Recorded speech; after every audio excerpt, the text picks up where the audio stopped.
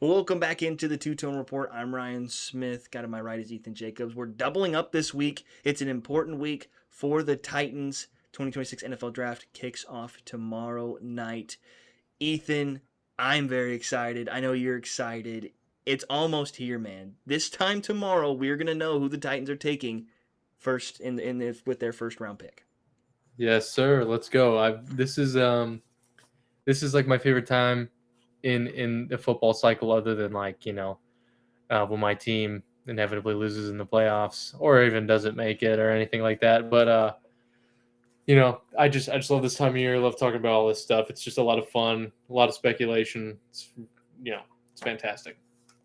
Yeah, it's all the newness surrounding it as well, just new faces, finding new places, and it's a really exciting time for everybody involved. But before we get started in this, you can see at the bottom there who the Titans take at 4. Not guaranteed that they're going to pick at 4, but before we get into it, Ethan, I know you want to dive into a little bit of the free agency and kind of what you think the philosophy of that is going to affect draft wise, not just at 4, but if they do decide to trade back, into multiple picks into the first round or whatever they decide to do. I know you wanted to get into that, so floor is yours. Yeah, I think honestly, when you start this kind of conversation, you need to understand what has happened previously. And I mean, we all know who the Titans picked up, but I think it's important to kind of remember on occasion. The Titans spent so much freaking money on defensive starters, like real defensive playmakers that are going to have consistent snaps every play. So it's one of those things that how do they want to allocate this first draft under their new head coach? Do they want to kind of give him the reins and let him pick his pick of the litter at 4 with his, Sonny Styles, for example? Because could he be the next Fred Warner? Um, could he want to have a dominant edge rusher like Nick Bosa? I don't think there's any player in this current draft other than maybe Ruben Bain that has a similar play style. I don't even think they're comparable. Yeah. But they're similar, at least they have a similar aggressiveness. But let's just take a second to reflect. They added 2 starters at corner in Cordell Flott and Alante Taylor. They added John Franklin Myers to the defensive line. They added oh man, what's that other 49er guy we traded for with the 7th round pick? I'm being so Oh, stupid. Solomon Thomas. Yeah, Solomon Solomon Thomas. Thomas. And I mean, when you look at how much money was spent there and how much like really effective players have been added, it's like how much more do they want to go into just like I mean that this is the question. Do we want to make this side of the ball as dominant as possible in his first year? Because guess what? That'll win football games. But is it more important to help your rookie or you're coming into your second year QB who didn't have a whole lot of help, was just kind of all over the place with players in and out. Play calling was awful. Head coaches fired, new play caller. It's tough. Do you want to give him the best chance possible to succeed in his second year? Um, and based on what I'm seeing with what they've done in free agency, it looks like, in my opinion, and which I think is the opinion of a lot of people, we're going to go young offensive players early in the draft, difference makers. And if not this draft, the next draft. And so with that, it's like you have to have resources for the next draft. So maybe trades are possible because the next draft is going to be nonsense. We've talked about every time with that first round. So in my opinion, I feel like based on what I mean, we just had role players really added in free agency for offense. Wan'Dale Robinson, he's a wide receiver 2. Just a third string tight end. There really hasn't been much. So I really do think that this first round pick is most likely going to be an offensive playmaker for Cam Ward. Yeah, I think as we've kind of gotten deeper into this process, I think the original thought was they're going to go, obviously before free agency, they were probably going to go with a combination of Arvo Reese, Ruben Bain, or David Bailey, right? Sonny Styles wasn't necessarily in the question, and it was hard to think that the Titans were going to go with a, you know, offensive weapon outside of maybe a Jeremiah Love just because of what Brian Dayball brings to the table. Because obviously offense or free agency hadn't happened yet, and we're still waiting to see what they could potentially pick up in the wide receiver market and could potentially pick up, in other spots. But as free agency has ended, like you said, there just hasn't been a whole lot of big splashes when it comes to the offensive side of the ball, but defensively you've really built up the trenches with guys like John Franklin Myers and Jermaine Johnson and Solomon Thomas, pairing with Jeffrey Simmons, and then you need a lot of help in the secondary as well, and I could 100% see that being the pick in the first round especially, but I definitely think they're going to address that second round and potentially third round depending on what all happens there with DBs. I think that the second round worth of guys, DBs, are going to be really good. There's a lot of solid players who I think are going to have long NFL careers. Guys like, Chris Johnson.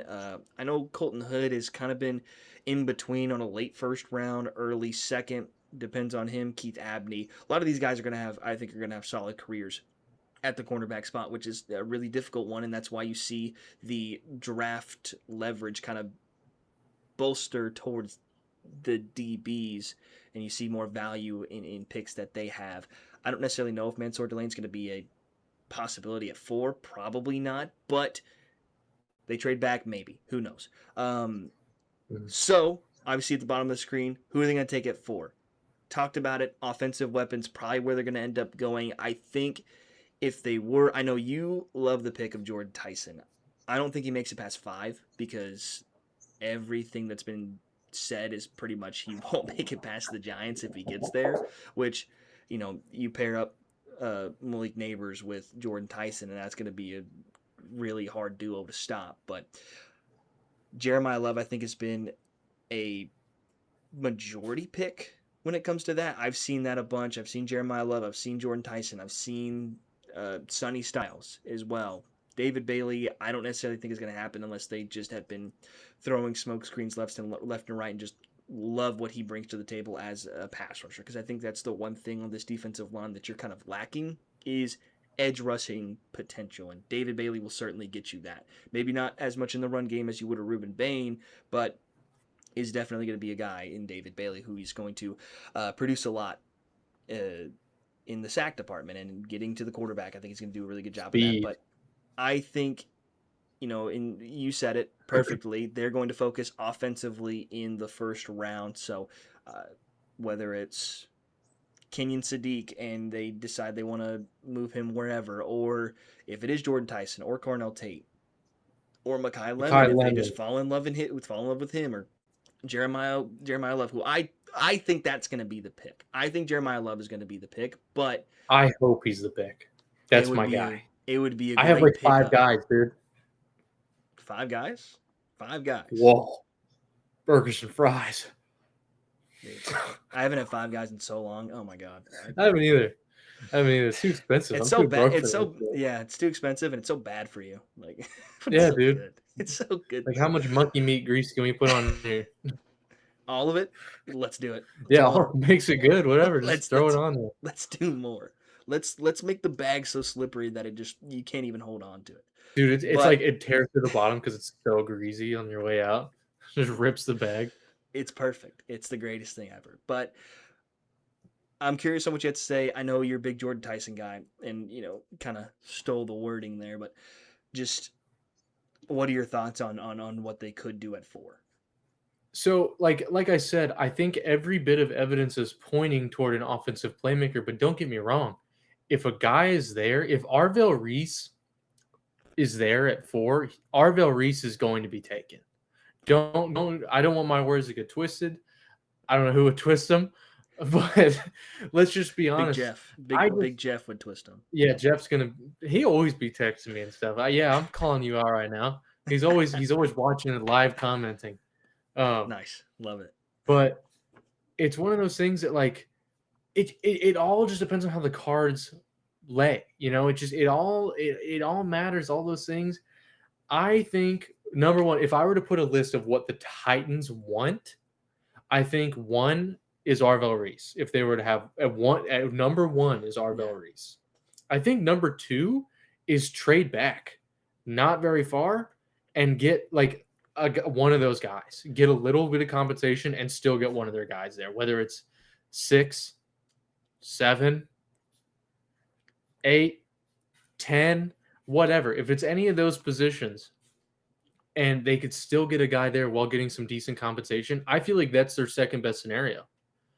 And then, basically third until the sixth position is draft Bailey, Bain, Love, like any of those other things happening. If those first two don't work out, then they're just fine sitting and taking one of those playmakers that are never going to be there because there's only 3 picks in front of you. So it all works out no matter what happens. And there's been reporting that the Titans are kind of like, fuck it, we're gonna win. Like it doesn't matter. Like it doesn't matter. And that's exactly how I felt for so long. I've said it on multiple of these podcasts. There's like 8 guys that if we were to take at 4, I would be fine.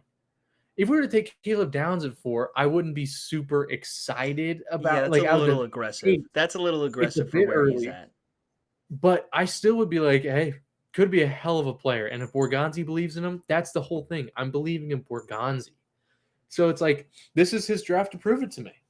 If he fails you can't fail in your first round picks, John Robinson. Yes, it's still your fault, jackass. But like, I don't know. I'm so excited. I'm ready for whatever's going to happen. Yeah, I'm so excited too. It's gonna be a lot of fun. And you talked about it that Arvell Reese 1 and then trade back 2. I think if they're gonna trade back, it's going to be with a team to get multiple first round picks in this draft. I don't necessarily I wouldn't be mad. I'd be pretty happy if they were to go ahead and trade, not necessarily out of the first round, but get compensation in the first round for next year's draft with all of the talent that's coming out there. But I think the end goal for draft compensation here in this trade would be to get multiple first round picks in this class. And if you are going to do that, really, I think there's only 2 in play, and it's going to be Kansas City or it's going to be Dallas. I think Dallas has kind of been iffy on wanting to trade up. I know a lot of people have mocked them to trade up to like 6 or 5 or wherever, but I don't necessarily think that they are going to trade up because you want to get multiple players, especially on the defensive side of the ball, when they were so awful at it last year, that it's going to be hard to, pass up multiple players, even if you do fall in love with one of those guys. And I think Sonny Styles has kind of been that guy that they've fallen in love with. So could you see them trade up to 4 to go get Sonny Styles? Maybe. With Kansas City, it's a little more interesting because I'm not entirely sure who they would take. Would they go with like a Maui Noah at 4, or would they go with, potentially another offensive weapon to try and help out Mahomes with the lack of everything what's happening? I'm hearing stuff about to crash above me right now, so I'm trying awesome. Really hard. I just love cats, man.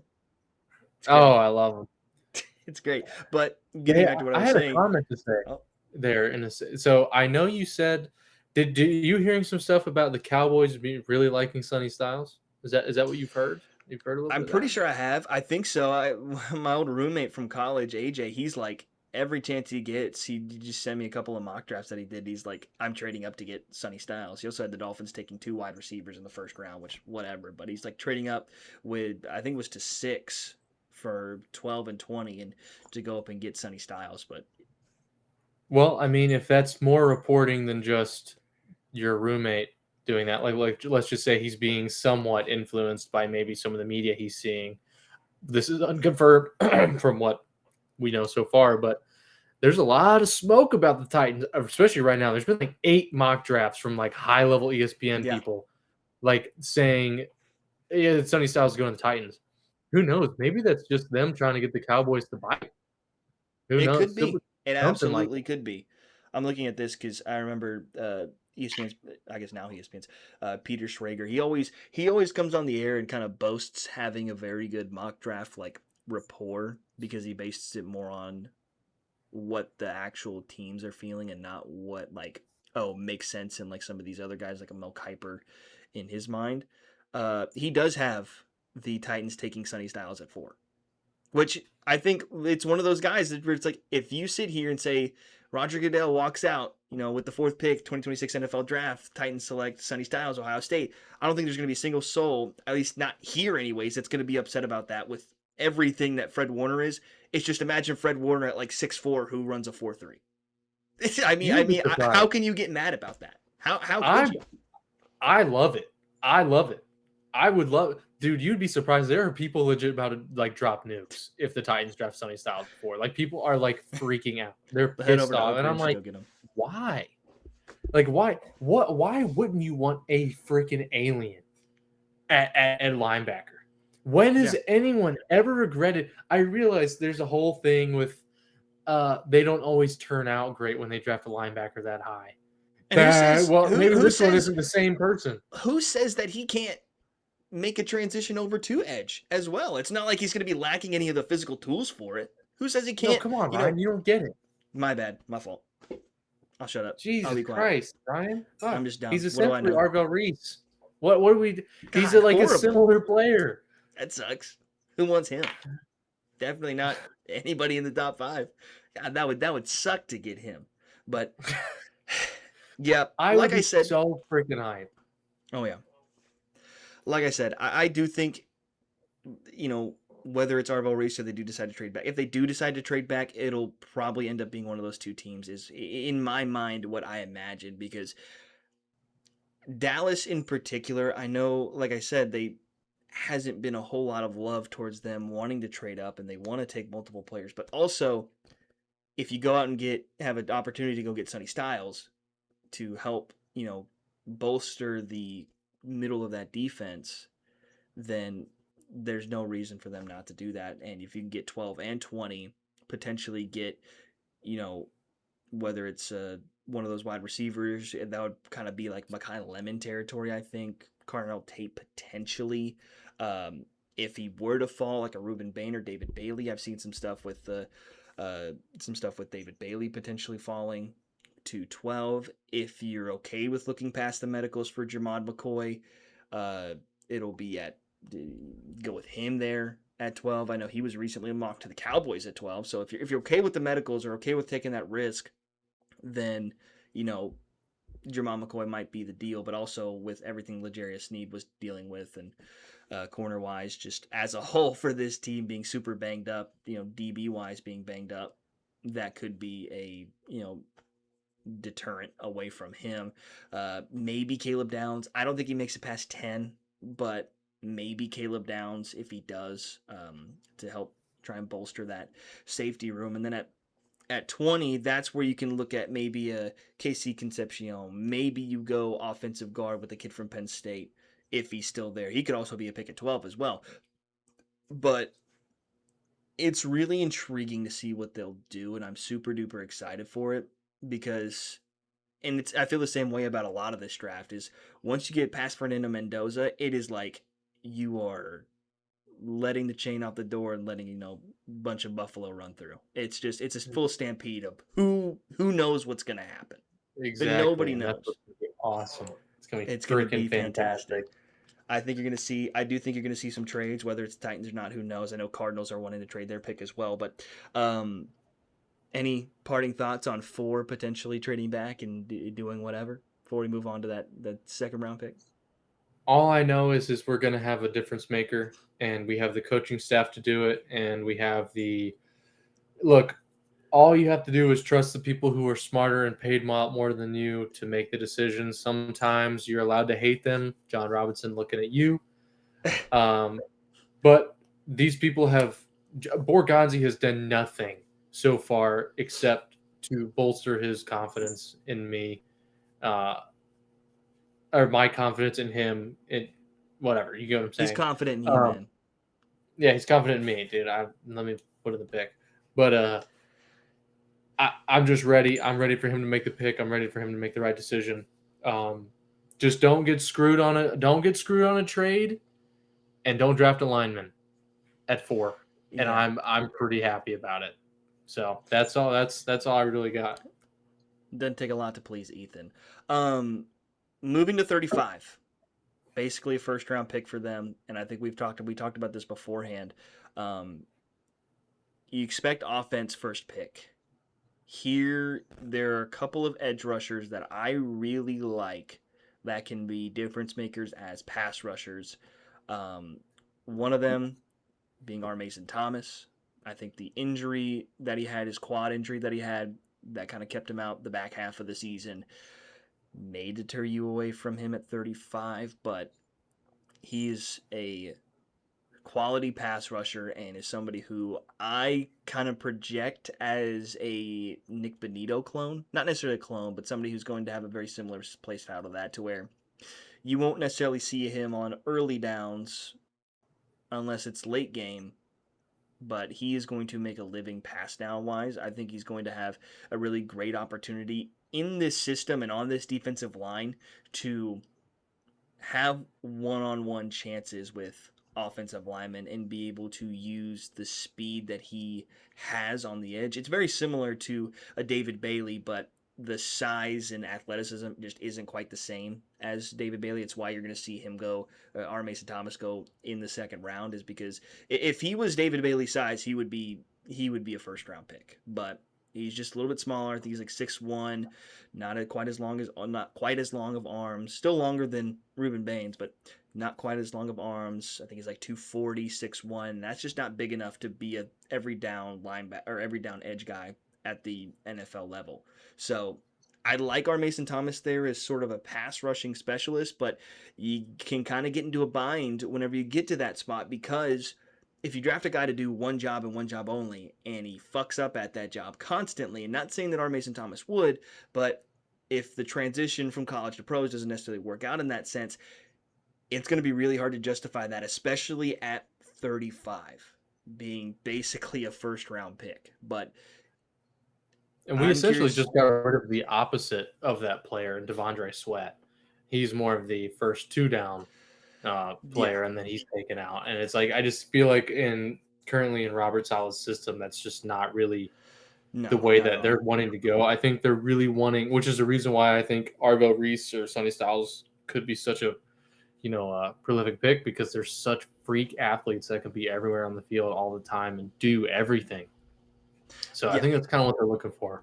No, I agree with you. But I mean, he's a role player for sure. Yeah, absolutely. And I think he would be in this system, particularly with the pieces that they've built. Wouldn't surprise me at all to see that sort of happen. Corner as well, I think, is going to be a part. And I'll be quiet here in just a second and let you talk. But corner, I think, is going to be. I think they'll go defense with the second pick. Now, whether it's edge to go out and get somebody who can go rush the passer, or if it's corner, like we talked about it, Jermon McCoy, who's been somebody who potentially could fall into the second round. That would be right in their lane. If they were to take him, I would be ecstatic with that at 35, because the injury concerns go out the window whenever he's 20 picks past where he probably should be taken. Colton Hood as well could be there. Avion Terrell, maybe. With corners, it's these back end guys. Who knows where they could end up at? But either corner or edge for me is where I kind of expect for them to go if they do end up taking a first round, offensive player. If they go David Bailey or Ruben Bain or Arvell Reese or Sonny Styles, they're not going to do it, because there's no point in doing it at that point. You have too many holes to fill on the offensive side of the ball that you need to fill that hole if they don't end up doing it with the first round pick, because you can't give Cam Ward the Dolphins offense, right? Can't expect him to go out there with a bunch of third round day 3 guys. You need to give him some help, and you have a really great opportunity to do that with the first and second and potentially third round picks. So I expect them to go defense if they do go offensively, and then vice versa.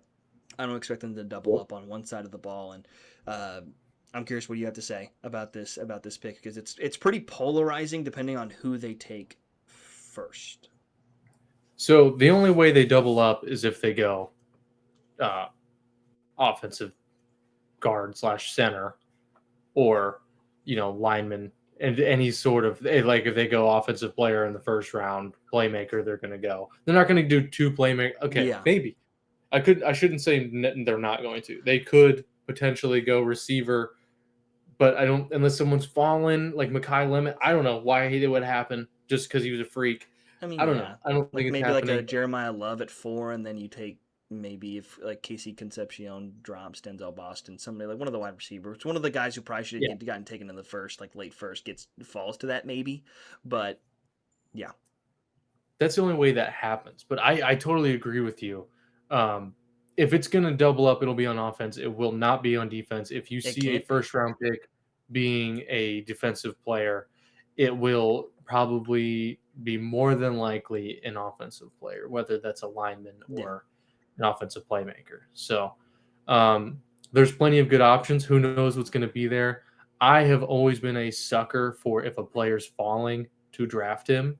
I feel like they always kind of work out usually. I feel like I'm not going to say always, but I just feel like I see more success stories from that kind of thing where a guy's supposed to be like a mid first and he falls to the third or second.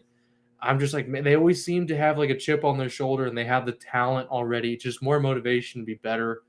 Um, I Unless, think of course, it's it's. like a character issue, then hell nah. But if it's just Isaiah like Wilson medical moment. stuff, I yeah, think it's kind of been it's a split for me. I think if you have one of the historically bad drafting franchises take a guy who's falling, then he's going to suck. But if you take one of the historically good drafting franchises that takes a guy who's falling, then he's going to be elite. Like you think about who was it? I had a dude off the top of my head that I was thinking of that ended up being like a huge bust, but I can't remember his name. But you remember the Eagles a couple years back, Jalen Carter was falling, they ended up taking him. And it was the same thing with Jordan Davis. Will and the Kobe Johnson D. this past year, Kobe Dean falling as well, because I think he got drafted in like the fourth round. But like Yeah, dude, he was supposed to be like a late first, early second, and then he fell crazy. yeah. And it's like the Eagles are a lot of this, and they end up taking Georgia players a lot of time. But getting Cooper DeJean and Quinyon Mitchell, it Yeah, just both of those guys are really quality starting corners for that team to help bolster that secondary. And obviously we talked about Jalen Carter and Jordan Davis both kind of getting picked below slot because I don't know why. I have no idea. But at the same time, I was thinking Justin Fields, but also like I don't really know if that counts because he was taken like 13th or 12th to the Jets, or yeah, not to the Jets, to the Bears, and he just ends up stinking because he can't. He for some reason he just got the yips throwing the football. No idea what happened with that, but he just completely got the yips throwing the football. He is a true one dimensional player at the quarterback spot, which you just can't be. But which is so disappointing. yeah, Thought he was gonna with be something special. because he was just so insane at Ohio State Yeah, and everything that he was able to do there, and it's like gets to the NFL and he just can't figure it out throwing the football. And it's just you see that a lot with quarterbacks, but uh yeah, second round it's going to be, definitely an opposite side of the ball barring somebody just randomly falling out of nowhere. Which I don't necessarily expect to happen. The only one I could see is Jermon McCoy just because of the injury issues, and if he does fall to 35, that has to be the pick. That has to be the pick because they're not going to take corner in the first round, and you have a major need there at corner. He is there who is a top 15 talent if he's healthy, and there's no reason to think that he won't be healthy by the time the season starts or won't be healthy halfway through the season and be able to get back to that 2024 form that he was at. exactly. I 100% agree. If someone falls like that, where it's an insane talent, you need corner real bad. Um, I would be fine. Again, I'm fine here going multiple positions. Um, I think, I definitely. Oh man, I don't know. See, I can't even predict anything. Let's just move on to the third because Yeah. whatever I say is not going to happen. So, yeah, and we won't dive too long on like third and then the rest of these picks throughout day three because that's just a crapshoot because you don't even know who's going to be there. You can have an idea of who's going to be there, but you don't really know. The one thing I will say, the one constant is they Borgonzi needs, and I cannot stress this enough, needs to go after a center because you cannot sit here. I was looking at the Titans website and they have two guys listed as a true center. Now, whether they decide to move somebody over from guard to center, who knows, right? Or whether they decide to draft somebody who moves over from guard to center, whatever. But the two centers they have on the roster are career journeymen, have yet to really have any sort of success in being able to not just stay healthy, but to have these starts as well. I think there's 21 starts between the two.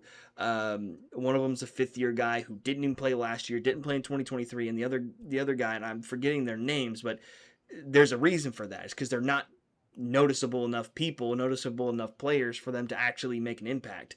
It's like he missed last season. He's missed a couple of seasons and has just not made enough of an impact as center. Was, I think, a career, like I said, career journeyman. Just never really has made a true impact. Those two are your listed centers. You have to spend a top 100 pick on that. I was so disappointed whenever they didn't even bother to try to go after Tyler Linderbaum. Because when you cut Lloyd Cushenberry, who maybe isn't the best starting center, but at the very least there's a constant between him and Cam Ward, you cut him, and it's like, okay, so they're probably going to end up going after Tyler Linderbaum. Now, whether they decide to actually get him or not, so be it, right? You can't win everything that you want to win, but they're going to go after him at the very least. And then they don't do that, and it's like, okay, what are we thinking here? Do you expect one of these all-time journeymen to come in and help Cam Ward at one of the most important spots on the offensive line that people just don't seem to talk about for some reason? Because having a quality center is such an important piece, because you think about what Kansas City has in Creed Humphrey, and then now the Raiders with Tyler Linderbaum, but for the longest time with the Ravens and the quality offense that they had and the quality offensive line play that they had. You think about it, and especially with what Aaron Brewer is doing now with Miami, being, I guess, the finalist for the Protector of the Year award. That's a dumb fucking award, but nonetheless, seeing what he's done and being one of the top centers in the league, whatever, right? But they have to attack top 100 with a centerpiece or with somebody who they expect to transition over to center. Because if you're going in with two guys who have a combined starts of 21 games over 13 total seasons, that's a problem. That's a huge problem, and that could have the potential to completely derail the offense. That's how big of a problem that I see that as. So they have to attack it with the top 100 pick, whether it's second round and then go after one of the centers or one of the guards that could move over to center, or third round, same deal. Who knows? Trade back up into the third round to go get one of those guys. They've got to attack it, because if they don't, I do think it is something that could derail the offense for the season. I 100% agree. Whether or not it's a second or third round pick needs to be done. We also have a spot at guard that is just wide open, but that's supposed to be filled slightly after with a free agent of some sort at some time. Who knows? There's quite a few left that are serviceable, but center is much more of an important position that needs to be filled, and some continuity needs to be there. And maybe the whole time, which I was panicking, and I think a lot of Titans fans were panicking on not having a signing there. Maybe they want to go young, pair them up, have them be together for their whole career. Maybe that's the goal. Maybe that's a thing that's a thing in the NFL. I don't know. I just know that it needs to be done. And of course, if we go center or guard in the second round, or guard that's going to transition to center in the second, third is probably, again, trying to be an offensive playmaker, whether it's another receiver or I know a guy that you really like, maybe get him in this round, or maybe the fourth would be Malik Washington. I've heard a little bit about him. Seems to be a physical freak, but you know a little bit more about him. Why don't you let the people know about some this one prospect that we actually are going to talk about here in the third? Yeah, Mike Washington, running back out of Arkansas. Arkansas was a bad team last year, but the offense was not the problem. I mean, they were one of the best offenses in the country last year. It's just their defense was so awful, was so terrible, that they just could not get off the field against anybody. That's why Taylon Green's going to get drafted. He's an athletic specimen, their quarterback from a season ago. He's got a really strong arm and is a freak runner. I think he ran in like the 4.4s at the combine. It's just, he's a little raw as a player, a little bit older as well, and just doesn't have that like clutch factor that you see with some of these other quarterbacks that are going to get taken ahead of him, like a Ty Simpson and a Fernando Mendoza. But with Mike Washington, I think a lot of other people believe, was always thought of as a bruiser, as a guy who's going to lower the shoulder and be more of a traditional power back. Then he goes out to the combine and runs a 4.3. Shows off the speed that I don't think a lot of people expected. And you could tell they cut to him crying after he ran it, because he knew that he just made himself so much money with that. And You get a guy with a lot of power And with that kind of breakaway speed, he's going to be somebody who I think is a really, really, really strong running back. Whether he stays day 2 or goes day 3, I don't know. I would be pretty happy if the Titans decided they wanted to trade up to go get him, because I do think that he can be a difference maker on early downs for this offense if they decide they don't want to go with Jordan Love or with Jeremiah Love, excuse me, and decide they want to go in a different route, whether it is Jordan Tyson or Carnell Tate or Mekhi Lemon, whatever the deal may be. I would love that pick if they do trade back up into the 3rd round to go get him, or if they somehow see him fall to the 4th round and take him there. I think he'd be a fantastic pick with everything that, the athleticism and the mentality that he brings. And he is somebody who clearly knows how important this is, how important this opportunity is, which you can't say about a whole lot of these guys, or you can't say about everybody whenever it comes to getting drafted, where, a lot of these guys kind of just expect it to happen. He is somebody who you can tell through that has the humility and the just overall talent to be a really good player at the NFL level, and I would love to see the Titans go out and grab him. Outside of that, man, you get into the 4th round, 5th round, 6th round.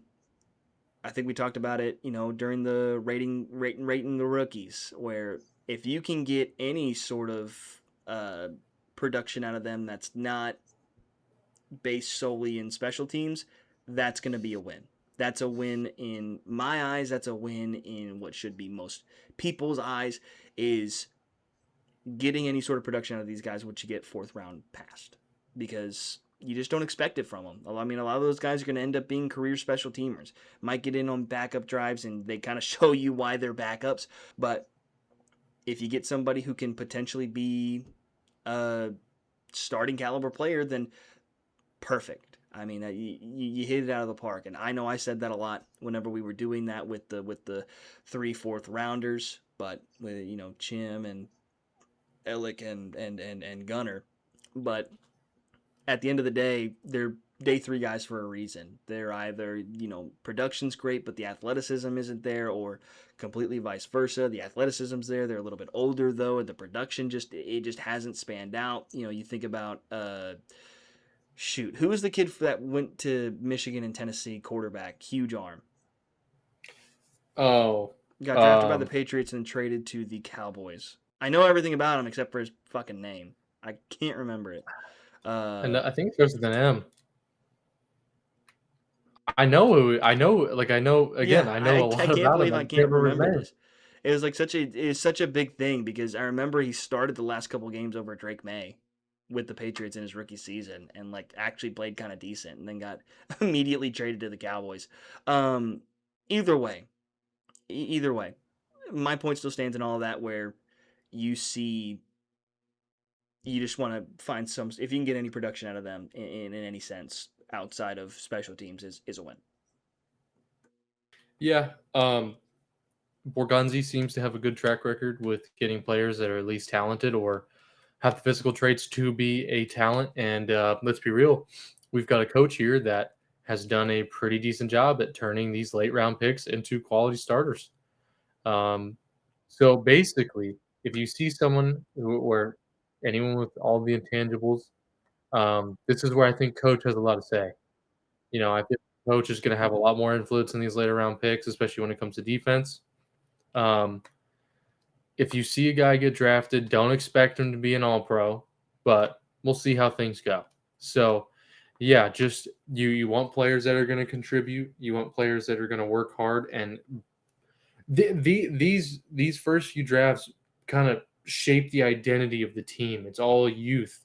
You want, like Borgonzi's thing last year was drafting all team captains. I imagine it's going to be at least somewhat similar, where they're just really high character, hardworking people that will continue to raise the floor and the bar for the locker room. Because, we're moving into a new stadium. This is a new era, new uniforms, everything. This is a new identity. This is a new Titans team. And you have to keep building upon that. And I think Borgonzi is going to continue to do that. And I think Robert Saleh is going to lead us there, at least better than Brian Callahan did. So I am really excited about tomorrow. Who knows what's going to happen? I hope it's exciting. I think if we're going the exciting scale, I really do think that if we draft an offensive lineman at 4, I will be the most upset. I'll be so not that I'm mad that like if it makes sense, like we draft the top lineman in the draft, or I'd be like, okay, I get it, but holy crap, like I really did not want this to happen. This is so boring. Um, and it's not okay. And don't get me wrong, I have been fine drafting linemen. I wanted Peter Skronsky really bad. I definitely wanted Joe Alt. I did not want J.C. Latham, but it is what it is. So there's not many outcomes that is looking like it's going to be too bad for us. Just stay positive. Trust in Borgonzi. That's pretty much all I have to say. I trust him. You should trust him too. No, I agree. I agree. And I'm really excited. It's going to be a long night tomorrow. Going to be a long time leading up to it, but it's going to, you know, go by like that pretty much. So we'll have to wait and see what Yep. happens. Whether they do decide to trade back, whether they do decide to stay at 4 and take a pick. If Arbel Reese falls for some reason and Titans are able to take him, that's a huge win. A lot of possibilities. I think I said it is like, once you get past Mendoza, it's, open the floodgates. Who knows what's going to happen? It could literally be anything in the world. But that's all from us. Recording this on a Wednesday, it'll upload Thursday morning ahead of the draft. We'll have our full recap of what happened over the next 3 days, Thursday, Friday, and Saturday. After the draft is officially over, kind of give our initial thoughts on this entire draft as a whole and refine the expectations heading into this season. But that's all I've got. Ethan, any parting thoughts, parting words? Yeah, let's do this real quick. Do the first 5 picks. Do what you think is going to be the first 5 picks. So I think it's going to go, and just do it quickly. Don't think about it too hard. It's going to go Mendoza, Reese, Love, trade back, and then it'll go shit. Let's go Tyson. So I think the Titans are going to trade out legitimately. Okay. I think it'll be Mendoza, Reese. This is where it gets tough because I don't really know what to expect out of the Cardinals. Man, I think they could go. I think they go. Fuck, I don't know. Fuck. Exactly. That's what you I just got to think do they'll. is say something. I think the Cardinals are going to trade out. I think they're going to trade out and try and get back into get multiple picks in the first round to take Ty Simpson. I think the Cardinals trade out, and I think they trade out with Dallas so they can take Sonny Styles. I think Titans take Jeremiah Love, and then Giants take Jordan Tyson. Dude, I would love that outcome. If you are correct, I'm hyped. I have I'm no idea what's so going to hyped. happen. That's probably there's no shot in hell that that's going to happen. But the Cardinals one that completely tripped me out because I'm like I have no idea what they're going to do. I have no clue at all. Yeah, I they don't don't think either anybody though. does. I don't even think they do, to be honest with you. I think it's going Yeah. to be like picking papers out of a hat and just Could be deciding on David what to Bailey. happen. It could be Mendoza, Reese, Bailey, Love, and then whatever the Giants want to do. I don't even know. But I have no all idea right, at I'll this leave it at point. that. But all right, we'll sign things off from here. Looking forward to see what happens. We're gonna say tomorrow night, but technically when this uploads, it'll be later tonight. That's it. That's all from us. We're gonna come back and have a whole new knowledge on what this team's gonna be looking like. That's all from Studio Yes, Report. I'm sir. Ryan Smith. Ethan Jacobs to my right. We'll look forward to see what happens. Exciting times.